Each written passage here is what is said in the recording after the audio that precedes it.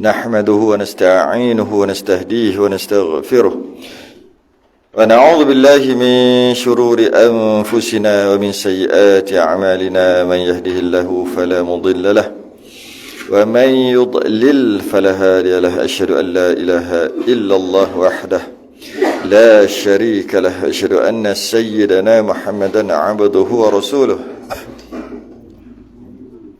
اللهم صل وسلم وبارك على سيدنا محمد الفاتح لما أغلق والخاتم لما سبق ناصر الحق بالحق والهدي إلى صراطك المستقيم صلى الله عليه وعلى آله وأصحابه حق قدره ومقداره العظيم. اللهم نور بالكتاب بصري وأتلق بلساني واشرح بصدري واستعمل به جسدي بحولك وقوتك فإنه لا حول ولا قوة إلا بك. سبحانك لا علم لنا إلا ما علمتنا إنك أنت العليم الحكيم. ولا حول ولا قوة إلا بالله العلي العظيم. أما بعد. Alhamdulillah, malam ni sambung kitab Majmu' Thalatsi Rasail, risalah yang pertama, muka surat 14, Rumi, Jawi 7.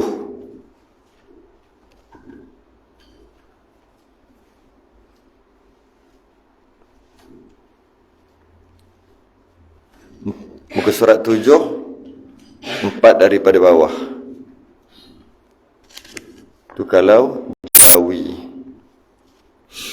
Rumi 14. Kita baca faedah tu sebelum ni. Faidatun. Qal ma'alif rahimahullahu ta'ala wa nafa'ana wa iyyakum bi'ulumihi fid darain amin ya rabbal alamin. Faidatun yang kita dah baca sebelum ni, ulang sikit. Faidatun, barang siapa membaca ia akan kul huwallah dengan maksud surah Al-Ikhlas di dalam sakit matinya, dengan maksud ketika sakit, lepas tu tak sembuh dah, lepas tu dia mati, yang mana dia baca kul huwallahu ahad. Dan jikalau sekali dibaca akan dia sekalipun, walaupun baca tu sekali je ketika sakit tu, maka terpelihara daripada dihimpit oleh kubur dan fitnahnya, maka selamat daripada azab kubur. Jadi kalau sakit aja baca, sakit aja baca, walaupun demam. Kadang orang demam pun mati tak? Demam biasa je mati ada. Jadi kalau sakit dia baca. Malah kalau kita melawat orang sakit pun kita minta suruh dia baca. Baca kul huwallahu ahad, surah Al-Ikhlas. Paling kurang pun sekali. Kerana kalau dia tak sembuh, lepas dia sakit tu dia mati, maka dapat terhindar daripada azab kubur. Tak nak lagi. Walaupun baca tu sekali je. Sekali je dia baca, walaupun sekali baca. Lebih lagi kalau baca berkali-kali. Lebih lagi. Malah yang paling sebaiknya baca tu 11 kali. Itu yang terbaik, 11 kali. Malah ketika buat tahlil pun terbaik baca 11 kali. Masa kul huwallahu ahad tu kan 11 kali. Bukan sekali, bukan 3 kali, tapi bolehlah sekali 3 kali. Ya. Yang mana daripada kul huwallahu ahad tu ada berkaitan dengan tauhid, ada berkaitan dengan akidah, maka bacalah di situ. Okey, itu yang kita baca lepas. Itu yang lepas. Habis. Dan jika ia mati pada malam Jumaat, ni baru masuk. Kalau mati malam Jumaat atau harinya atau siang Jumaat, niscaya terpelihara daripadanya oleh fitnah soal munkar dan nakir. Terpelihara daripada munkar nakir. Dengan maksud munkar nakir tu, dia soal tu dalam rupa yang elok lah. Sebab munkar nakir ni dia bergantung pada kita. Kalau kita ni elok, beriman elok, tak ada buat maksiat sebagainya, munkar nakir datang dalam muka yang baik, yang handsome. Kalau kita tak elok, barulah dia datang dalam muka yang mengerikan, munkar nakir ni. Jadi siapa mati pada malam Jumaat, man mata yaumal jum'ati au lailatal jum'ati, waqiya fitnatal qabri. Sesiapa yang, ni sabda Nabi, sesiapa yang mati pada hari Jumaat ataupun pada malam Jumaat, bermula hari Khamis, masuk je maghrib, tu dia panggil malam Jumaat dah, terus sampai tidur, esok bangun subuh lagi, terus sampai maghrib. Hari Jumaat tu maghrib, mana dah masuk Sabtu lah tu. Bermula 24 jam tu mati waktu tu, malam ataupun siangnya, maka dapat dibebaskan daripada fitnah ataupun azab kubur. Ulama terangkat oleh siksa kubur. Terangkat oleh siksa kubur. Yang mana para ulama dia membahaskan tafsiran berkaitan dengan kelebihan mati pada malam Jumaat ataupun siang Jumaat. Dia adalah tanda husnul khatimah, tanda mati baik. Tanda mati baik adalah mati malam Jumaat. Dia sama juga mati baik, antara mati baik apa? Dahi berpeluh. Mati baik tu, dahi berpeluh. Mati dalam masjid, mati tengah semayang, mati sempat mengucap 2 kalimah syahadah. Itu antara mati baik. Mati baik dia panggil. Dan termasuk juga mati malam Jumaat. Dia sama, setaraf aja. Mati baik dia panggil. Walaupun dahi berpeluh ke, mati dalam masjid sekalipun, mati sempat mengucap 2 kalimah syahadah sekalipun, nak dapat fadilat-fadilat tertakluk kepada beberapa syarat. Antaranya dia mesti Islam dan mesti iman. Kalau malam Jumaat ada aja orang kafir mati. Kan? Jadi dia ada syarat lagi. Dia bukan sekadar mati malam Jumaat, maka orang ni terbebas daripada azab kubur, dengan maksud terbebaslah daripada azab neraka juga. Sebab azab kubur ni permulaan daripada azab neraka. Kalau dalam kubur tu teruk, nanti makin teruk. Dalam kubur tu senang, nanti lagi senang. Nanti tu masuk kiamat nanti. Dia petanda kan. Jadi kalau katalah dahi berpeluh ke, mati dalam masjid ke, kalau macam orang kafir, dia tengah buat sistem audio. Sistem audio orang kafir ni dia banyaklah, dia pandai sikit lah kot. Suruh dia buat dalam masjid. Lepas tu kena karen mati. Mati dalam masjid juga. Dia tak semudah itu. Mati masjid, mati baik. Baik dengan maksud lepas daripada seksa kubur. Tak semesti. Dia ada syarat. Syaratnya Islam dan iman. Mesti Islam, yang kedua beriman. Walaupun dia mati tanda-tanda baik, tapi kalau dia tidak Islam, tak guna juga. Dan ataupun dia tidak beriman, tak guna juga. Tak guna. Tak guna. Orang murtad mati malam Jumaat, tak guna. Orang tak semayang, dia kata semayang tak wajib, semayang niat aja ke apa, mati malam Jumaat, tak guna. Tak guna. Orang yang bergelumang dengan maksiat mati malam Jumaat, tak guna juga. Ramai anti hadis, golongan liberal, golongan-golongan yang mati pada malam Jumaat. Kalau tengok hadis secara umum, memanglah hindar daripada fitnah kubur. Tapi dia ada syarat. Syarat pertama Islam, syarat kedua iman. Tak ada Islam, contoh, mati lemas, mati syahid. Syahid kecil dia panggil, syahid akhirat. Mati lemas. Tapi kalau dia mati lemas sebab dia lari daripada polis lepas rompak bank, nampak? Kita cerita mati melahirkan adalah mati syahid kecil. Tapi kalau dia melahirkan, mati yang dia melahirkan tu anak luar nikah, nampak? Dia tak semestinya begitu. Tapi secara umumnya bolehlah cakap mati melahirkan, mati beranak, mati syahid kecil. Mati lemas, mati terbakar, mati terkejut, mati aksiden, itu antara mati syahid tu. Boleh cakap secara umum, tapi ada syarat. Antara syaratnya adalah Islam dan iman. Islam ni tak ada masalah sangat. Islam ni tak ada masalah sangat. Iman ni masalah sikit. Sebab iman dekat dalam, dekat hati. Jadi okey, itu secara umumnya terangkat seksa kubur pada malam Jumaat. Okey. Orang yang mati pada malam Jumaat, maka terpelihara daripada fitnah kubur apabila dia Islam dan dia tu beriman. Imannya pula sah. Ada orang kata beriman, Nabi kata terbahagi umat aku 73 golongan. Umat aku juga 73. 72 tu finnar, masuk neraka. Satu aja. Jadi kalaulah yang orang yang mati pada malam Jumaat tu duduk dalam 72 tu, tak dapatlah juga. Tak dapatlah juga. Jadi tapi kalau Orang tu orang baik, elok, tak ada masalah pun. Maka bila dia mati malam Jumaat, kita kena katalah mati baik. Sebab yang nampak, yang kita nampak dia baik, kena kata dia baik. Hakikatnya biarlah Allah. Tapi nampak dia baik, kena kata baik. Kena kata baik. Kalau tak nampak yang dia buat jahat, kena kata dia baik. Okay? Itu kalau orang yang mati pada malam Jumaat atau siang Jumaat. Okay? Dan terangkat oleh siksa kubur pada malam Jumaat daripada sekalian Islam dan kafir. Pada malam Jumaat, orang yang kena seksa dalam kubur akan terangkat. Siapa-siapalah. Orang yang ditidurkan oleh Allah macam tidur pengantin. Yang tu tak ada, memang dia tidur. Tahu-tahu sedar je. Tahu-tahu sedar je. Apa? Tiupan sangka kali yang kedua. Itu yang tidur. Kalau boleh kita nak gitu lah. Nak tidur terus. Tak sedar-sedar. Tak sedar pun. Yang cerita dalam surah Yasin tu kan.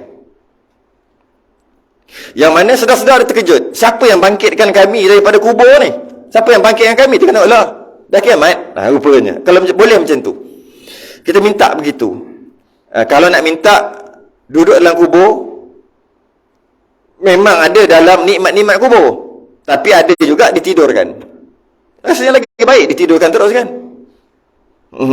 Baik ditidurkan terus. Bagi orang yang kena seksa, pada malam Jumaat dia angkat seksa tu. Tak ada. Betul dia kata, tetapi dikembalikan akan dia kepada segala kafir. Masuk hari seterusnya, habis je hari Jumaat tu, orang kafir dapat seksa balik. Orang yang beriman tak adalah. Orang yang beriman tak. Tapi orang kafir, ini katanya sesiapa yang mati pada malam Jumaat, orang kafir tak kena seksa juga. Tapi malam Jumaat tu je. Esok tu kena seksa dah orang kafir. Tapi orang Islam seterusnya tak kena seksa lah, orang yang beriman. Cuma bila orang tu tak ada tanda-tanda dia buat dosa secara terbuka, bukan senang. Kita tak boleh pilih nak mati hari apa. Bila mati hari Jumaat dan malam Jumaat, maknanya Allah pilih. Dan kalau dalam keadaan kita memang tak ada buat maksiat apa semua, mati baik tu. Antara mati husnul khatimah. Tapi dia tak mafhum mukhalafah. Dia tak semestinya terbalik. Okey? Mati malam Jumaat, mati baik. Mati malam, kalau mati malam lain, kalau kita ambil mafhum mukhalafah, maksud dia sebalik, tak boleh pakai lah. Tapi kalau kita ambil maksud dia sebalik, jika mati malam Jumaat, mati baik. Mati malam lain, mati tak baik. Itu tak boleh pakai. Cuma boleh mati malam Jumaat, mati baik. Itu saja. Mati malam lain, tak tahu. Baik tak baik. Tak ada tanda. Mati dahi berpeluh, mati baik. Mati dahi kering kontam, tak boleh kata tak baik. Dia sebelah saja. Dia panggil mafhum mukhalafah. Dia tak boleh mafhum mukhalafah. Dia tak boleh dapat faham daripada sebalik. Tak boleh. Dia tu tinggi, maknanya tak rendah. Tak boleh. Dia tu rendah, maknanya tak tinggi. Tak boleh gitu. Tapi betul lagi tu. Dia tu mati malam Jumaat, maka mati baik. Dia tu mati bukan malam Jumaat. Oleh kerana malam Jumaat baik, bukan malam Jumaat, maka mati tak baik lah. Tak boleh. Tak boleh gitu. Sebab Sayyidina Abu Bakar mati hari Selasa. Nabi sendiri wafat hari apa? Isnin. Jadi oleh kerana itu dia sekadar tanda baik aja. Sambung. Dan terangkat pula siksanya itu dengan sebab doa atau sedekah daripada orang yang hidup. Maknanya kalau ada yang kena seksa, orang Islam dan beriman, tapi kena seksa dalam kubur, seksanya boleh terangkat dengan sebab doa ataupun sedekah orang hidup. Orang yang hidup, dia ada manfaat untuk orang dalam kubur. Ada manfaat. Kita biasa dengar cerita pelepah tamah. Nabi pacak kan, kerana dalam kubur tu ada dua orang, dua kubur lah.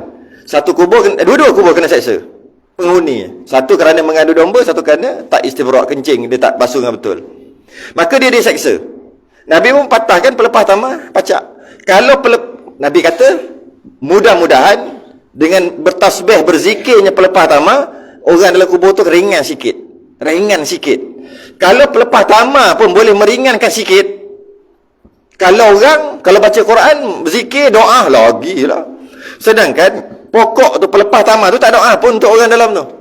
Ya Allah Tuhanku ringanlah. Tak ada pun. Dia dah zikir ya subhanallah. Kan adalah zikir cara dia subhanallah alhamdulillah wala ilaha illallah wallahu akbar. Macam-macam lah. Ada yang kata zikirnya mengikut sembahyangnya mengikut cara dia lah. Dia binatang cara binatang. Kalau ayam kokok. Kalau kambing mengembek. Adalah cara dia berzikir. Tumbuh-tumbuhan pun ada cara dia. Dia berzikir, dia je berzikir. Dia tak peduli pun dalam kubur. Tapi dalam kubur dapat juga ringan. Kalau orang keras, aku tujukan orang dalam kubur, aku doa untuk orang kubur, lagilah ringan. Lagilah ringan. Tak sengaja, tak secara langsung pun dapat manfaat orang dalam kubur. Kalau baca Quran atas kubur, yang ada setengah orang dia tak setuju. Dia qiyas. Kalau secara tak sengaja dia berzikir, pelepah pertama tu berzikir, yang dalam kubur tu dapat manfaat walaupun sikit, dapat juga. Kalau orang ada akidah, ada iman, duduk kat kubur baca Quran. Quran lagi besar pada zikir. Baca Quran tu pula kalamullah. Orang tu pula baca Islam, ada iman. Dan tuju pula untuk orang dalam kubur dengan doa sekali. Berlipat-lipat kali ganda lagi boleh. Sebab tu ada yang kadang-kadang dia baca terkubur. Malah ada yang upah. Ada yang upah. Yang terbaik baca sendirilah. Upah tak boleh ke? Boleh. Upah baca. Tapi gunalah ayat-ayat lain. Sumbangan dan sebagainya. Tapi kalau sebenarnya upah lah tu. Tak ada masalah pun. Tak ada masalah pun. Cuma ada orang tak setuju, tak apalah. Sebab dia kata itu adalah khususiah Nabi. Nabi je boleh pacak pelepah kurma, baru dapat manfaat. Orang lain tak dapat. Katanya. Sekati lah nak kata Nabi fikir gitu. Kita fikir kata dapat. Kita kias. Kita kias. Kalaulah pelepah tama pun boleh bagi manfaat dengan doa. Dengan doa, maka dapatlah sedikit keringanan orang dalam kubur. Ini kan pula kita khas. Sebab tu dia kata doa dan sedekah daripada orang hidup sampai. Memang sampai. Habis dekat kita dekat Malaysia ni ada ke pelepah tama? Panjat pelepah kelapa. Ada ke? Kerana tu dekat Malaysia ni, oleh kerana pelepah kelapa tu kias pelepah tama dengan pelepah kelapa lah. Tu kias dia. Ataupun kelapa sawit dia kan. Tapi tinggi. Yang paling banyak apa? Dekat sana senang. Banyak kurma, pokok kurma. Maka patahkan aja. Dekat tanah Melayu ada apa paling banyak? Ada apa? Itu yang susah juga nak ambil. Agak susah kau nak cari. Yang paling senang. Banyak bunga. Daun ada daun. Bunga ada. Bunga. Daun pandan ada. Berlambak. Sebab tu kita kadang-kadang tabur bunga. Bukannya salah, tak salah. Tapi lambat cepat sikit lah dia layu. Jadi taklah lama. Pelepah tama lagi lama.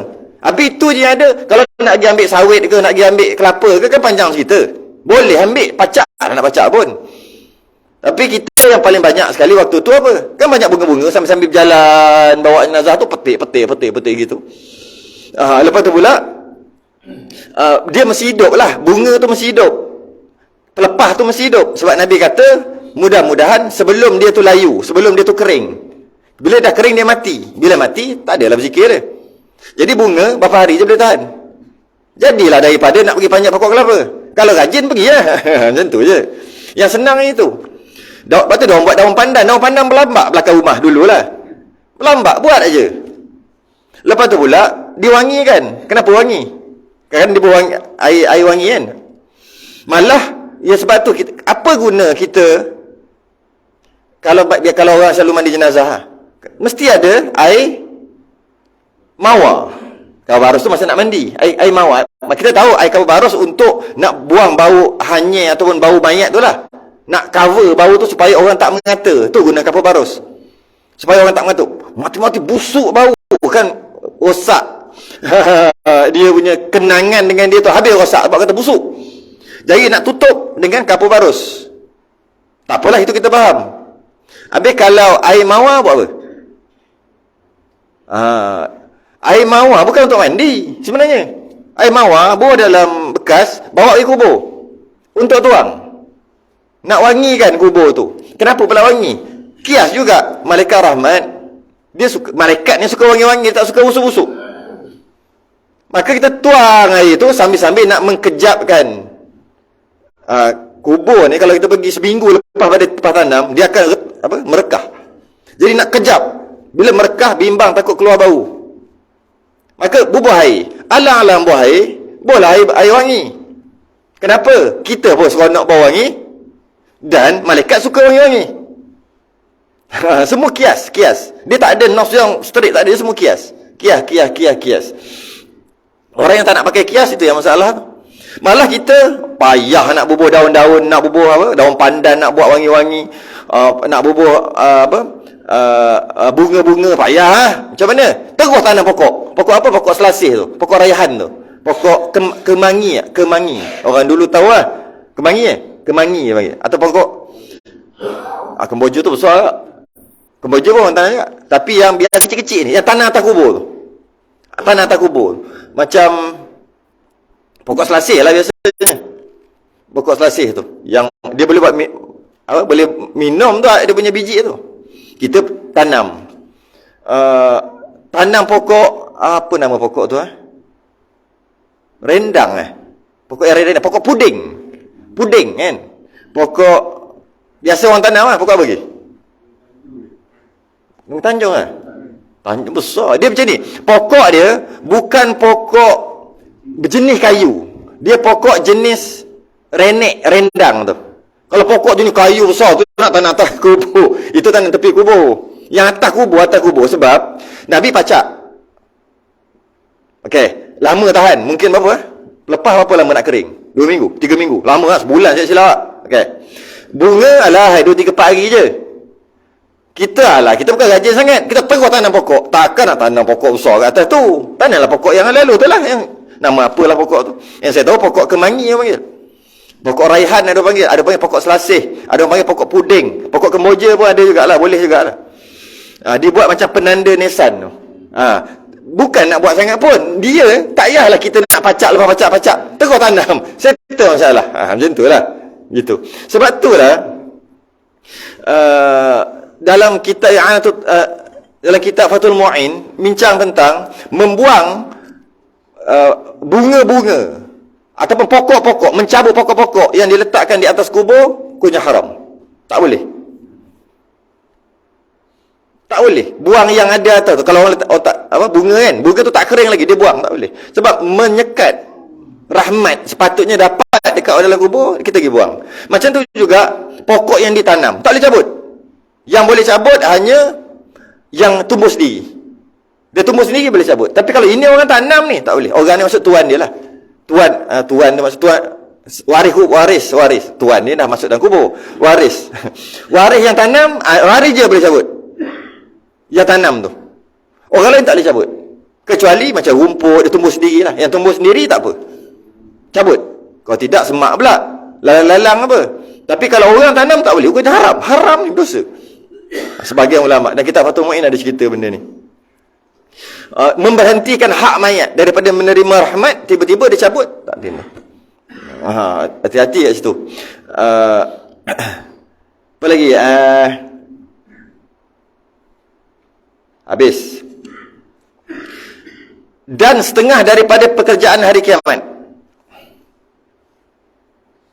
Setengah daripada pekerjaan hari kiamat.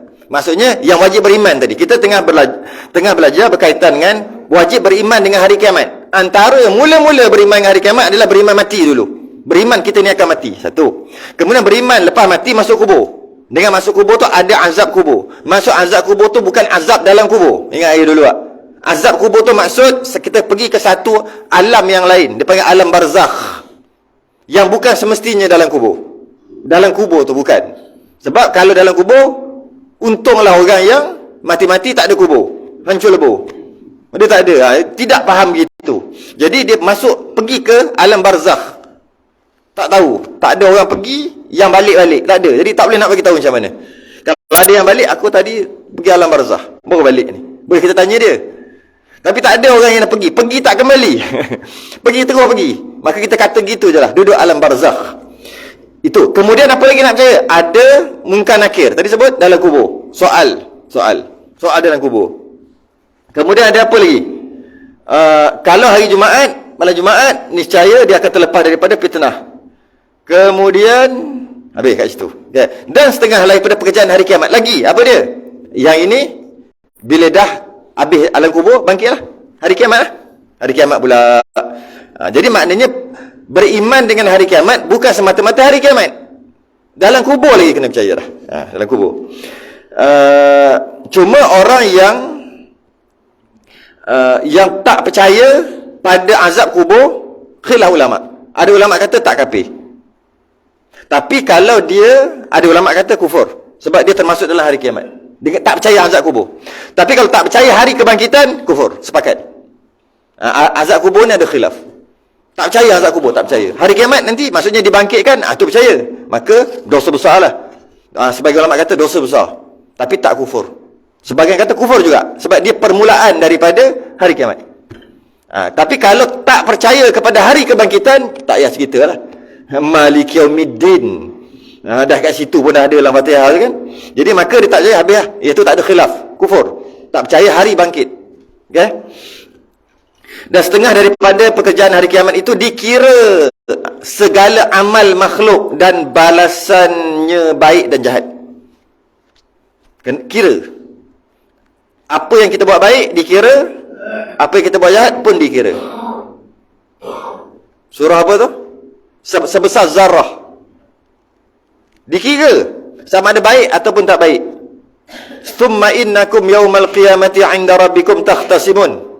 Sesungguhnya kamu semua pada hari kiamat akan bertengkar, berhujah di hadapan Tuhan kamu. Kerana dikira nanti. Kita akan bertengkar di hadapan Allah nanti. Kerana bertengkar. Ya ke aku salah? Bukti. Buat keluar CCTV. Tengok siapa yang salah dan sebagainya. Dan orang yang pertama dakwa siapa? Anak isteri. Yang pertama dakwa.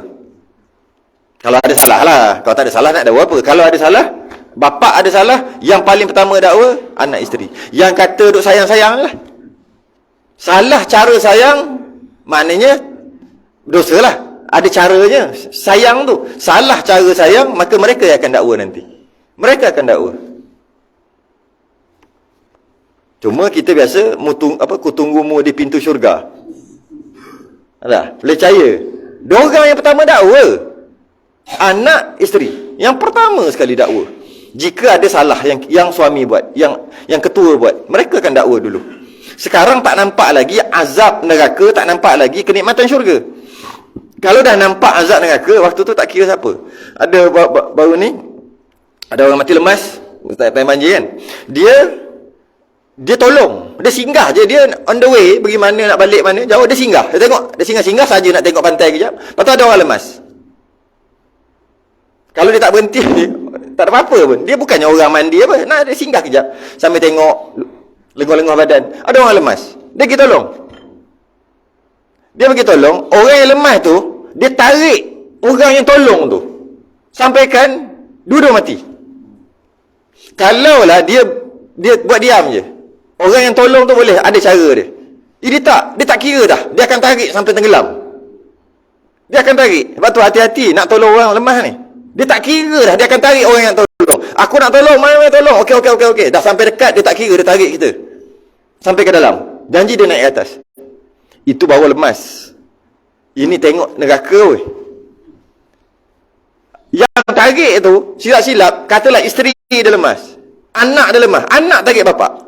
Masa dah habis dah terminum. Dah memang orang kata ujung sangat. Berapa? 5-6 saat lagi nak padam dah. Tapi ada sikit lagi oksigen dalam sikit lagi. Tiba-tiba ada tangan. Tengok ayah dia tarik. Saya. Dia tak ada biarlah aku mati. Tak ada. Dia akan tarik. Berlaku baru ni. Kesian dia. Dia tak ada kena-mengena. Menjanda isteri dia, anak dia jadi yatim. Free. Semata-mata nak singgah, beli air kelapa, minum-minum sambil tengok 5-10 minit, nak segarkan badan, nak sambung perjalanan. Akhir sekali, orang tu lemah, mungkin dah lama lemah lah. Dah lama dah tak tahan dah. Dia pergi. Dia nak pegang macam ni kan. Orang tu tarik dia turun ke bawah. Lepas tu dengan dia sekali. Dia tak kerti berenang. Dua-dua meninggal. Satu segi ajal kita tak payah sembang lah waktu tu. Kita bukan sembang bak ajal. Memanglah ajal. Kalau tidak asal dia berhenti situ. Tu tak payah cerita. Kita nak cerita pasal lain. Jadi nak kira waktu orang yang terdesak, dia tak kira siapa lah. Dia tarik. Ketika tengok kalau dah bau busuk, hanyir, panas neraka Allah, tarik. Laki pun laki lah, aku sepak masuk dalam neraka. Janji aku lepas daripada neraka. Isteri, anak, begitulah. Lepas tu sayang anak, apa? Tangan-tangankan lah. Sayang isteri, tinggalkan. Apa maksud dia tu? Cari lah sendiri. Maksud apa? Dia tak boleh sayang bodoh-bodoh gitu. Sayang aja. Anak tak bangun subuh, sayang, biarlah. Dia muda lagi, nanti besar-besar nanti dia tobat lah. Tu. Sayang anak pun ada cara dia. Dia tak boleh gitu. Sayang dia tak boleh saya, kerana mereka akan dakwa. Kalau kita ingat mereka akan dakwa, kita akan keras. Kita akan berkeras juga. Anak, isteri rasa macam apa lelaki dia macam tak sayang dia kot. Sedangkan aku nak selamatkan diri aku nanti. Tak ada, dia kata apa? Dia takkan dakwa. Sembang boleh lah. Takkan dakwa konon. Diorang akan dakwa dulu. Yang kedua yang akan dakwa adalah jiran. Hati-hati dengan jiran. Jiran juga yang akan dakwa. Awal-awal lagi yang dakwa. Kemudian baru yang lain.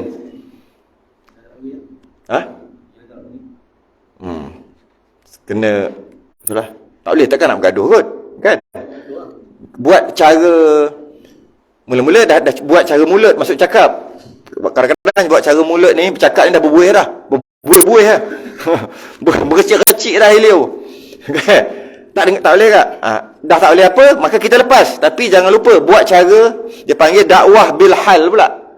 Dakwah bil hal ni, kita keluar tu, dia tengok, pergi lah, pergi serau, macam tu. Dakwah tu je lah. Habis nak cakap lagi, nanti bergaduh. Kau jaga kau punya dah. Nanti masuk kubur nanti asing-asing. Boleh nak jawab? Boleh. Jawab macam mana? Aku takut aku sebelah kau, bising kau memekak, kena pukul nanti. Boleh nak gaduh? Aku bimbang, nanti kalau kau mati dulu, aku yang kena golek kau masuk dalam tu, dalam kubur. Kalau aku mati dulu tak apa, boleh kalau nak cari gaduh. Tapi tak payah. Tak perlu gitu. Nak cari gaduh memang boleh. Bising kau, tolong. Aku nak tidur kat sebelah, tak boleh kata. Katalah kalau aku buat kubur aku sebelah kubur kau. Contohlah kalau nak gaduh. Tak ada. Dakwah bil hal. Macam mana? Buka pintu, kakak-kakak kan bunyi. Betul bunyi motor. Kedai. Dakwah lah tu. Press sikit, press, jalan. Gitu aja. Jangan press lebih-lebih. Nanti kacau dia. Maksudnya dia sentiasa tengok. Pergi surau, cukup. Dia panggil dakwah bil hal. Sebab dah guna lidah dah. Dah guna lidah. Tak berkesan. Tapi sebelum tu kena guna lidah dulu lah. Man ra'a minkum munkaran falyughayyirhu biyadihi. Mula-mula dengan tangan, dengan kuasa dulu. Kalau dia ada kuasa lah. Macam apa? Ketua kampung ke, ada kuasa sikit. Macam itulah, dia lebih ada kuasa, pakai kuasa. Kalau tak ada, fa illam yastati' fa bilisani, dengan lidah. Cakap sampai agak-agak aku cakap lagi memang gaduh. Dah nampak dia punya panas tu lain macam kan. Okey, stop. Fa illam yastati' fa biqalbihi, dengan hati. Wa dzalika adhaful iman. Itulah selemah-lemah iman yang boleh buat. Tapi mesti ada buat juga. Dia panggil dakwah bil hal. Dakwah bil hal. Dengan pakaian, pakai kain, pakai baju Melayu, pakai jubah, pakai kepiah. Berjalan. Dakwah dah tu. Berjalan kita naik motor ke berjalan ke? Dakwah sepanjang jalan. Yang tengoklah. Dakwah. Dia panggil dakwah bil hal. Sebab dakwah ni bukan semestinya dengan lidah semata-mata. Kadang-kadang dakwah dengan perbuatan lebih menusuk daripada dakwah dengan lidah. Kadang-kadang tengok keadaan lah. Macam mana. Tapi memang yang nombor 2 setelah keluarga dakwa, jiran dakwa. Dia ni dulu letak sampah depan rumah dia, air dia mengalir kat rumah aku. Hari-hari bau busuk. Jaga. Dia ni dulu bela kucing. Kucing dia bukan beg kat rumah dia beg kat rumah aku. Jaga kat situ. Jaga. Dia akan dakwa dulu. Jiran ni dulu buat bising selalu. Pasang radio kuat ke apa kuat ke, ganggu. Dia akan dakwa lah nanti. Dia akan dakwa. Jiran. Sebab tu kata Rabi'atul Adawiyah, wali perempuan. Rabi'atul Adawiyah ni wali tapi perempuan. Malu kita. Kita setakat wali nikah aja. Wali, dia perempuan, wali sungguh. Rabi'atul Adawiyah. Dia kata apa? Al-jar qabla dar. Jiran sebelum kediaman. Mudah kata, nak beli rumah, nak sewa rumah, nak duduk, tengok jiran. Jiran tak okey, jangan duduk situ. Ada pesan. Jiran sebelum kediaman. Maknanya kita pergi tengok. Wah, sini okey tempat ni. Kita tengok tu kan. Tengok tempat. Oh, depan tu ada tanah lapang. Boleh parking. Kita tengok yang tu kan. Nak beli rumah. Tengok harga. Nak tengok harga. Apa lagi kita tengok? Tengok buatan dia. Ada retak, tak ada retak. Apa? Tengok yang tu kita nak beli rumah. Sedangkan nak beli rumah, pertama sekali tengok jiran. Kalau ada jiran lah. Kalau tak ada, beli je lah macam mana. Kalau jiran tak masuk lagi kan. Kalau ada jiran, tengok jiran. Jiran tak okey. Macam ni punya jiran. Murah macam mana pun jangan duduk. Menyesal. Kecuali nak pergi sewa. Nak pergi sewa beli lah. Ni kita nak duduk. Menyesal nanti. Nak pindah. Nak beli rumah mana? Menyesal. Dan mereka akan dakwa. Orang yang kedua dakwa. Lepas tu baru yang lain-lain lah. Kawan-kawan ke yang lain-lain semua baru dakwa. Dikirakan segala amal makhluk, segala baik dan jahat, dikira semua. Dan berhimpun segala makhluk di padang mahsyar, di dalam panas matahari yang amat pedih. Dan hangat. Pedih dan hangat. Panas lah hangat ni. Yang tiada ketahui akan dia, melainkan Allah Ta'ala, dan di dalam peluh. Banyaknya. Berhimpun segala makhluk di padang mahsyar. Semua. Daripada Nabi Adam sampai nanti kiamat. Yang dihimpun pula manusia, jin, himpun juga, jin mukallaf, binatang pun himpun juga. Cuma binatang ni lepas dibicarakan dia akan musnah. Dia tak kekal kan binatang. Yang kekal jin dan manusia. Itu yang kekal. Kekal kerana Allah mengekalkan, sama ada dalam syurga atau dalam neraka. Binatang pun dibangkitkan. Orang pun dibangkitkan, jin pun dibangkitkan. Nanti. Dan bangkitkan, nama tempat tu padang mahsyar. Panasnya sejengkal seumpama, dia kata kat sini, di dalam panas matahari yang amat pedih. Bila dah kiamat, matahari dah hancur. Sebab tu nama kiamat. Matahari belaga bulan, bulan belaga bumi, planet hancur. Tu namanya kiamat. Kenapa dia kata dalam panas matahari? Ini perumpamaan saja. Matahari tak ada dah waktu tu. Kita berbumbungkan arasy Allah. Tak ada dah matahari. Cuma nak bagi tahu panasnya macam matahari sejengkal atas kepala. Okey? Panas sangat, pedih, hangat. Dan bila panas, dia akan berpeluh. Macam mana wallahu alam, peluh kita tu akan sampai ke lutut, sampai naik ke sini. Malah ada orang terminum peluh dia sendiri. Nak turun balik peluh. Naik balik. Dia bergantung kepada dosa orang tu lah. Kat situ dah dapat ada petanda dah. Ini tak kira lagi ni. Baru di padang mahsyar. Tak kira lagi. Tak kira mana salah mana betul lagi. Tapi kat situ dah ada tanda. Sebenarnya dalam kubur dah ada tanda dah. Dah ada tanda dah. Dia kata kat sini tiada diketahui macam mana melainkan Allah Ta'ala. Sebenarnya ini bagi orang yang maksiat. Bagi orang kafir. Bagi orang yang beriman, orang baik, dia tak gini. Ada jalan mengesot. Ngesot. Ada jalan merangkak, ada jalan berjalan biasa, ada berlari, ada selaju kilat, ada yang menerap. Waktu tu macam-macam, bergantung pada amalan kita. Ada yang berjalan dengan mukanya. Kan, hadis tu masyhur. Sahabat tanya, macam mana dia jalan dengan muka? Nabi kata, engkau jalan dua kaki. Allah boleh buat. Pelik tak jalan dua kaki? Pelik tau. Pelik tak? Pelik. Kalau jalan empat kaki macam lembu kambing, tak pelik. Sebab dia balance. Jalan dua kaki patut tak balance. Boleh tak naik basikal, naik motor? Naik, bukan jalan naik. Boleh tak? Biar kekal. Tak boleh. Kalau tak ada longkat, buang tongkat semua. Naik. Boleh tak? Jatuh. Kalau kereta boleh naik tak? Boleh. Walaupun tak berjalan. Logik lah empat kaki. Tapi kita dua kaki, kenapa tak jatuh? Kenapa tak jatuh? Allah boleh buat. Kalau Allah boleh buat jalan dua kaki tanpa jatuh, tak ada masalah. Allah nak buat jalan dengan muka. Kita tak boleh nak bayang macam mana jalan dengan muka. Kaki duduk atas, muka pergi seret macam tu kan. Ada gitu yang jadi dekat padang mahsyar. Dan ada yang menunggang kenderaan. Yang ni tank korban. Siapa yang buat korban, boleh naik kenderaan. Korban dia. Sebab tu Nabi kata, perbesarkan korban, gemukkan korban kamu, kerana dia akan menjadi tunggangan. Hadis ini hadis dhaif. Tapi boleh untuk fadail amal, tak ada masalah. Hadis ni hadis dhaif lah. Jadi tunggangan kita, orang lain duduk berjalan, kita duduk relax. Naik apa? Naik kambing. Kambing, masa korban itu kambing kecil, terpenyek dia. Tak, jangan kita fikir macam mananya kambing. Wallahualam. Saya dulu masuk satu bahagian, takkan naik kaki saja berjalan. Naik kepala saja. Jangan fikirlah waktu tu. Macam mana punya tak tahulah. Cuma boleh naik, walaupun satu bahagian. Lepas tu ada orang buat sampai 7 kali, 7 tahun 7 kali. Supaya jadi seekor lembu. Tak payah gitu. Nak buat pun buat lah, tapi tak perlu. Kalau 7 baru jadi lembu. Kalau 6, nanti lembu tak ada kaki satu. Tak ada fikir gitu pula. Cuma nak buat 7, buatlah 7, 8, 10. Buatlah terus, tak ada masalah. Cuma bukan dengan makna, kalau buat 5 kali, kambing tak cukup sifat. Nanti dia heret kaki dia 2 je. Tak gitu. Bukan gitu. Habis. Dalam peluh. Dan timbangan neraca. Neraca ni mizan. Penjaganya adalah Jibril alaihissalam. Dia jaga. Ada macam-macam riwayat lah. Ada kata yang baik buruk. Letak yang baik, betul, yang buruk pun ada letak juga, timbang. Ada kata gitu, macam dacing tu lah, timbang.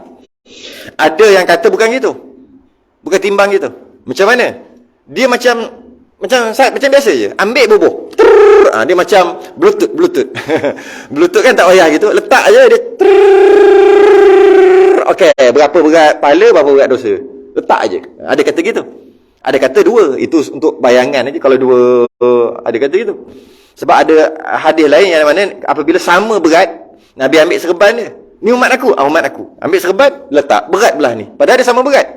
Bila sama berat, tak boleh syurga, tak boleh neraka. Nabi tolong umat Nabi. Antara syafaat Nabi. Nabi ambil serban dia letak. Oh, berat belah ni. Berat belah ni masuk syurga.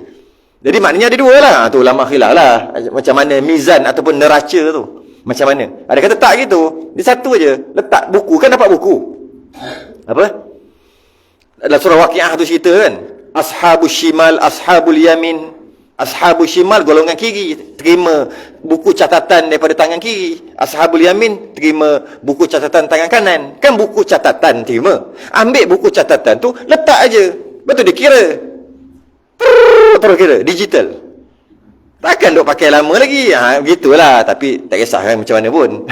Tak kisah. Cuma ulama bahas tentang neraca ataupun mizan. Dan lalu titian siratal mustaqim.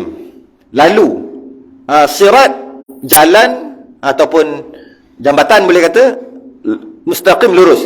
Di atas neraka jahanam. Yang amat halus titiannya. Neraka kat bawah, neraka jahanam kat bawah, titian dekat atas. Titi tu. Kalau jatuh dalam neraka jahanam. Yang mana neraka jahanam ni tak kekal . Yang kekal hanya 6 neraka saja. Neraka jahanam tak kekal. Neraka jahanam bagi orang yang ada iman. Orang ada iman akan masuk neraka jahanam. Orang yang tak ada iman, masuk kafir, dia akan masuk neraka lain. Neraka ada banyak. Ada hawiyah, ada jahim, macam-macam lagi . Saqar, neraka yang lain. Tapi neraka jahanam, neraka yang orang yang ada iman tapi buat maksiat banyak. Iman ada, tapi maksiat banyak. Maka masuk dekat dalam neraka tu, dan jahanam. Nanti bila cukup beberapa juta tahun, dia akan keluar. Ita legam lah masa tu. Dimandikan dengan telaga Kautsar, haud Nabi. Mandikan, bersinar balik. Nanti setelah juta-juta tahun jangan kata, oh nasib baik masuk juga syurga. Jangan juta tahun. Juta tahun. Itu pun sekadar cakap. Hakikatnya tak tahu. Itu sekadar cakap. Nak bagi tahu lama aja. Sebab waktu tu mana ada tahun-tahun dah, ada ke? Nak tengok kalender mana? Dekat kiamat akhirat ni nak tengok kalender kat mana? Mana ada kalender dah? Mana ada tahun? Sebab kalau nak ada tahun kena ada bulan. 12 bulan baru setahun. Nak ada bulan kena ada bulan. Bulan ada tak? Kan dah hancur. Nak ada bulan kena ada hari. 30 hari sebulan. Nak ada hari kena ada matahari. Matahari ada ke? Mana ada dah.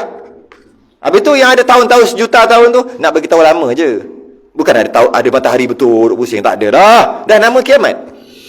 Cuma nak beritahu lama, juta-juta tahun. Kemudian dikeluarkan, dimandikan.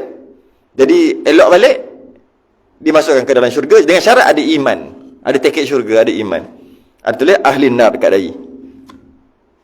Ada yang Allah padam. Ada yang Allah padam. Ahli nar tu. Jadi orang tak tahu lah. Ada yang tak dipadam. Sebab dia macam cop banduan. Tapi masuk syurga. Tapi banduan. Ada yang Allah padam. Sebab kawan-kawan dia. Sebab tu kita dalam belajar jemaah. Mesti berjemaah. Sembahyang pastilah jemaah. Sama juga. Ya Allah, dulu yang duk sembahyang jemaah dengan aku ada sipolan-sipolan. Kami dah masuk syurga dah. Jumpalah balik dalam syurga. Kita akan jumpa balik dalam syurga. Tapi bila kami cari kawan kami seorang ni, tak ada. Kami dulu solat jemaah sekali. Kami dah cari dah dekat dalam dalam komputer syurga. Saya buat cerita ni. Type nama dia, tekan, tak keluar dalam syurga mana-mana. Kalau ada, tahu alamat dia, boleh pergi. Naik borak. Naik borak betul tu. Apa barang, naik kereta, naik motor, naik borak lagi laju. Satu langkah sejauh mata memandang. Tak ada. Maknanya kalau tak ada dekat sini, mesti ada dekat neraka. Maka akhir sekali jumpa dia nak masukkan dalam syurga. Lepas dia keluar tu lah, nak ke jahanam contoh gitu. Kemudian dia tak nak masuk, dia malu sebab ada ahli nar. Ini kawan-kawan ni dulu dia mengaji dengan kami dulu. Kami dulu satu jemaah duk mengaji sama-sama. Tak macam mana nasib dia tak baik, dia masuk neraka. Tapi dah masuk syurga ni. Tapi tak mau masuk sebab ada ahli nar dekat dahi. Ya Allah, ya Tuhanku, kau hilanglah. Ni kawan-kawan berdoa dalam syurga ni. Kami nak jumpa lama dah. Berapa juta, 14 juta tahun nak jumpa dia. Main juta-juta je waktu tu. Tak jumpa lagi, rindu sangat ni. Hilang kalau ahli nar dekat dahi dia tu, hilang, masuk. Orang tak perasan. Orang tak tahu dah lepas pada tu. Itulah antara cerita-cerita. Kena berjemaah. Sama ada berjemaah secara depan, jemaah online, jemaah mesti jemaah. Sebab kita dengan berjemaah kita kuat. Kita seorang-seorang tak kuat, seorang-seorang. Semayang seorang tak kuat. Siapa pernah solat tarawih 20 seorang-seorang kat rumah? Angkat tangan nak cium kaki ni. Buat seorang-seorang kat rumah. Tapi siapa pernah 20 dekat masjid surau? Selalu. Sebab kita berjemaah kita jadi kuat.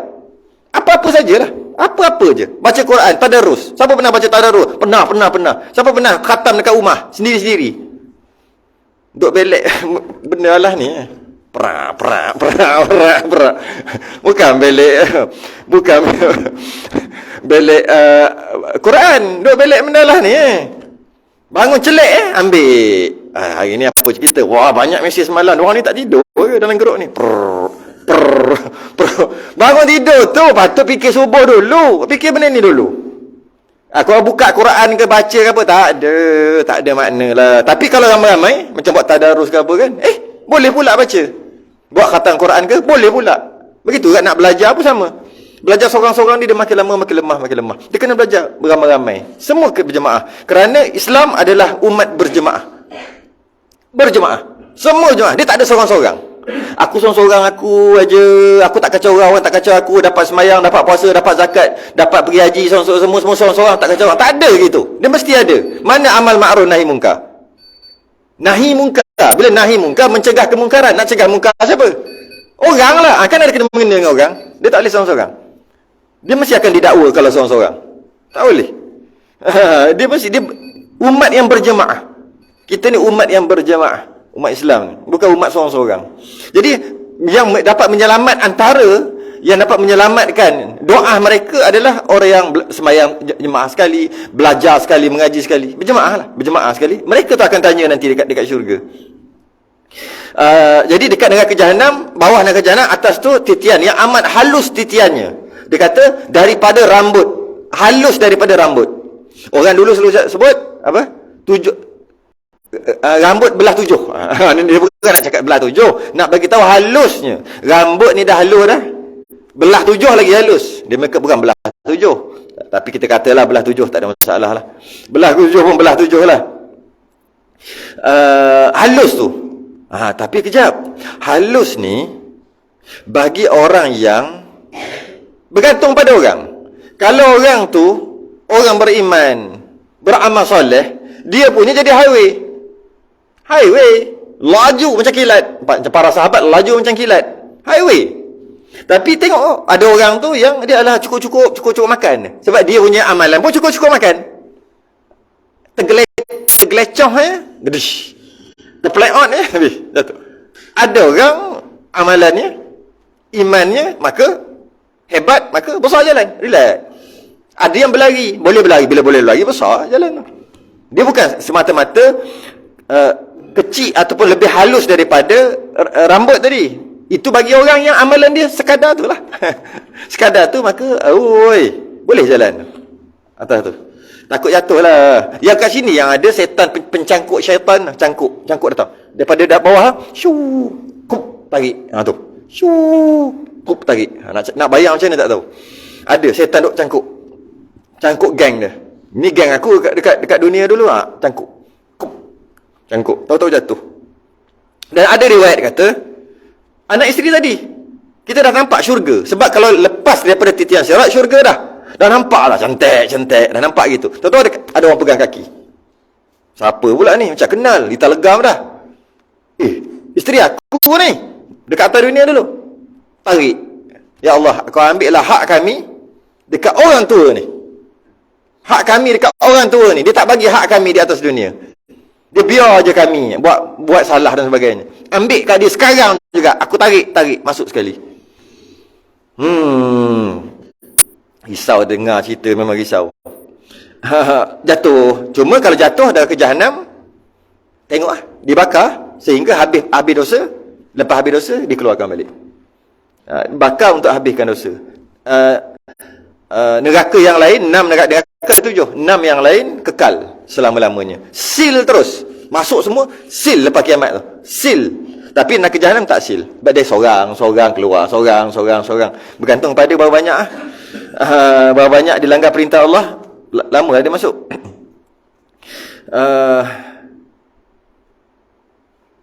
Ada satu amalan yang mana bila baca zikir ni, dia dapat jadi kenderaan nanti dekat titian sirat, iaitu la haula wala quwata illa billahil aliyil azim. Siapa selalu baca zikir ni, Allah Ta'ala akan jadikan satu burung yang akan menyeberangi dia. Burung tu angkat kat belakang, gitu. La haula wala quwata illa billahil aliyil azim. Tu zikir tu lah. Banyaklah zikir-zikir lain, carilah. Dan masuk ke dalam syurga dan neraka, dan keduanya itu telah maujud sekarang ini. Maksudnya lepas habis pada tu, yang masuk syurga lepas timbang lalu titian sirat, yang masuk syurga lah. Yang jatuh tergelincir, masuklah dalam neraka. Dan keduanya itu telah maujud sekarang ini. Maujud tu dah ada lah, dah ada sekarang ini. Kenapa dia nak bagi tahu syurga neraka dah ada? Cakap syurga neraka dah lah. Kenapa dia nak bagi tahu dah ada? Kerana nak menolak pahaman Mu'tazilah. Akidah Mu'tazilah yang 72 tu lah. Yang 72 yang kata finnar dalam neraka tu. Nabi kata 72. Hanya satu je ahli sunnah wal jamaah je kan. Yang 72 ni antaranya Mu'tazilah. Kita ahli sunnah wal jamaah tidak mengkafirkan Mu'tazilah. Tidak. Tapi dosa besar ahli bid'ah dia panggil Mu'tazilah ni. Mu'tazilah ni dia banyak pakai akal. Dia kata neraka dengan syurga tak ada lagi sekarang. Nanti bila kiamat baru Allah buat. Sedangkan kalau Allah buat sekarang, siapa duduk dalam syurga? Sia-sia. Tujuan baik. Tujuannya dia tak nak mensia-siakan Allah. Tapi salah. Tujuan baik. Tujuan dia, kalau tidak sia-sia, Allah buat perkara tak ada yang sia-sia. Betul lah. Dia nak menyempurnakan Allah. Tapi dia menolak nas Quran. Macam melihat Allah di syurga. Dia baik. Dia ni Mu'tazilah. Niat dia baik. Dia nak mengatakan kita tak boleh melihat Allah kerana Allah ni mana ada jihah, mana ada arah, tidak berarah, tidak bertempat. Jadi bila tengok mana kat depan, dia guna akal dia. Walaupun maka tak boleh tengok Allah, sama ada di dunia pun tak boleh, di akhirat pun tak boleh. Habis tu sebab apa? Sebab baik, kerana nak membersihkan Allah, mensucikan Allah. Tapi jadi salah kenapa ayat Quran dia tolak? Wujuhun yawma idzin nadhirah ila rabbiha nadhirah. Dalam syurga nanti dapat berseri-seri muka melihat Tuhannya. Dia kata kalau melihat mana ada kat depan. Melihat tanpa kaifiat. Melihat tapi tak boleh kata kat depan. Macam mana? Tak boleh nak fikir. Memang tak boleh fikir. Dalam syurga mana semua boleh fikir. Habis dia terpaksa menolak ayat Quran kerana nak pakai akal. Itu Mu'tazilah. Dia kata yang maksud melihat Tuhannya tu dengan basirah, dengan mata hati. Dengan mata hati tak payah syurga, sekarang pun boleh lihat. Lihat dengan mata hati, rasa kebesaran Allah. Itu biasalah katanya. Menidakkan ayat Quran kerana nak mensucikan Allah. Niat baik. Kerana itu ulama ahli sunnah wal jamaah tak kafirkan mereka. Tapi ahli bid'ah berdosa besar. Dia sanggup menolak nas. Samalah juga dalam bab ni, syurga neraka. Dia kata tak ada lagi. Sebab kalau ada, Allah buat perkara sia-sia. Siapa ada dalam syurga? Sedangkan nas ada. Fattaqun naral lati waquduha an-nas wal hijarah uiddat lil kafirin. Uiddat. Peliharalah kamu daripada api neraka. Bahan bakarannya manusia dan batu berhala. Uiddat. PMRD yang telah disediakan oleh orang kafir, yang telah disediakan. Telah, mana dah ada. Dia tolak wasari'u ila maghfiratin min rabbikum wa jannatin 'arduhas samawati wal ard uiddat lil muttaqin. Bersegeralah kamu, berusahalah untuk dapatkan syurga, yang mana syurga ni seluas langit dan bumi, ada sungai-sungai sebagainya. Uiddat, yang telah disediakan untuk orang-orang yang muttaqin. Telah disediakan, dah ada. Tolak Mu'tazilah sebab nak menyucikan Allah, dia sanggup tolak. Padahal ayat Quran tu nas. Mana boleh tolak? Dia tolak juga. Maka dia kata dia tolak. Maka dengan itu, kerana itulah dalam kitab kita, dan masuk ke dalam syurga dan neraka, masuk ke dalam syurga dan neraka, dan keduanya itu telah maujud sekarang ini. Dah ada. Nak tolak Mu'tazilah tu, dah ada. Kemudian cukup lah. Dan mengambil ada satu lagi. Dan mengambil akan suratan amal orang yang mukmin itu dengan tangan kanan, yang sebut tadi. Sambung kat situ pula. Fa ashabul yamin ma ashabul yamin kan? Wa ashabus shimal ma ashabus shimal. Wasabiquna sabiqun. Kita pasal tentang golongan kanan, golongan kiri lah tu. Dalam surah Waqiah. Yang terima catatan dan mengambil akan suratan amal. Suratan amal yang tadilah buku tadi tu, ambil dengan tangan kanan dengan tangan kiri, dengan pihak belakang 3 ada. Akan datang sesudah dengan tasbih kafarah dan surat al-subhanakallah. Astaghfiruka wa atubu ilaik. Bismillahirrahmanirrahim. Illa alladhina amanu wa 'amilus salihati. Assalamualaikum warahmatullahi wabarakatuh.